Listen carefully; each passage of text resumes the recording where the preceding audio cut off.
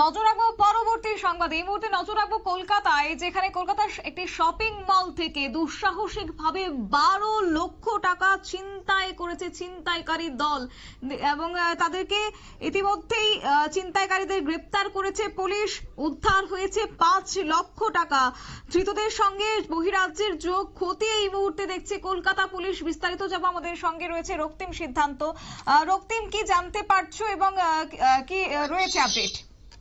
দেখো, আমরা যেটা জানতে পারছি সেটা হচ্ছে যে কলকাতার যে পার্ক সার্কাস রয়েছে, সেই পার্ক সার্কাসের একটি শপিং মলে 12 লক্ষ টাকা ছিনতাই। আর সেই 12 লক্ষ টাকা ছিনতাইয়ের ঘটনার পর কিন্তু এবার 3 জনকে গ্রেপ্তার করলো কলকাতা পুলিশ।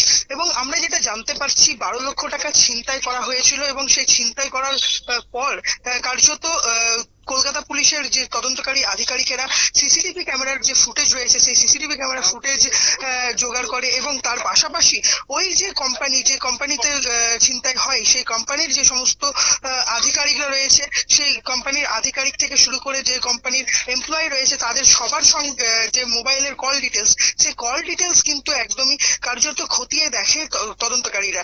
এবং সেই কল ডিটেলস খতিয়ে দেখার পর কলকাতা পুলিশের যারা আধিকারিক রয়েছে, তদন্তকারী যারা রয়েছে, তারা ওই কোম্পানির বিকাশ কুমার নামে এক কর্মী, তার কল রেকর্ড থেকে জানতে পারে যে ওইখানে শাহ আলম নামের এক ব্যক্তির সঙ্গে গত 3-4 দিন ধরে কথা হয়েছে।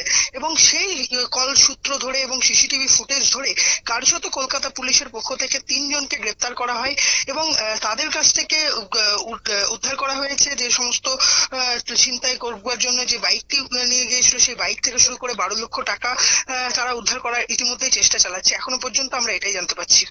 আর রক্তিম, তাদের কাছ তারা কতজন ছিল সেই বিষয়টা কি জানা গেছে? অর্থাৎ তাহলে দীর্ঘদিন ধরে তারা এই ছিনতাই কাজের সঙ্গে বা এই গ্যাংটি কাজ করছিল?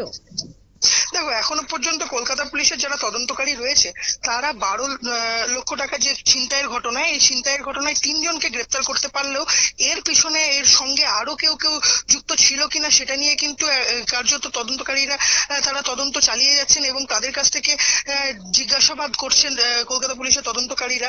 পাশাপাশি আমরা যেটা জানতে পারছি, এই যে এই গ্যাং প্রথম নয়, কলকাতা সহ এই রাজ্য এবং ভিন রাজ্যের বিভিন্ন এলাকাতেও কিন্তু এই গ্যাং কিন্তু তারা সক্রিয় ছিল এবং এই চক্র কিন্তু সক্রিয় ছিল। তারা ছিনতাই থেকে শুরু করে তারা ডাকাতি সহ বিভিন্ন অসামাজিক কাজের সঙ্গে কিন্তু তারা যুক্ত ছিল, এমনটাই কিন্তু আমরা জানতে পারছি। একেবারে রক্তিম, ধন্যবাদ তোমাকে। রক্তিম সিদ্ধান্ত জানিয়েছে বিস্তারিত বিষয় এবং তুলে ধরেছে যে কলকাতার শপিং মল থেকে 12 লক্ষ টাকা ছিনতাই করে নিয়ে গেছে দুঃসাহসিক ভাবে ছিনতাইকারী দল এবং দীর্ঘদিন ধরে তারা এই কার্যকলাপ চালিয়ে যাচ্ছিল এবং ইতিমধ্যে তাদেরকে জিজ্ঞাসাবাদের পর 5 লক্ষ টাকা তাদের কাছ থেকে পাওয়া গেছে। যদিও তাদের সঙ্গে কারা কারা জড়িত রয়েছে এবং তাদের সঙ্গে কোনো বহিরাজ্যের কারোর যোগসাজশ রয়েছে কিনা, সমস্তটাই অবশ্য তদন্ত সাপেক্ষ। নিয়ে নিচ্ছে ছোট্ট একটি বিজ্ঞাপন বিরতির সঙ্গে থাকুন।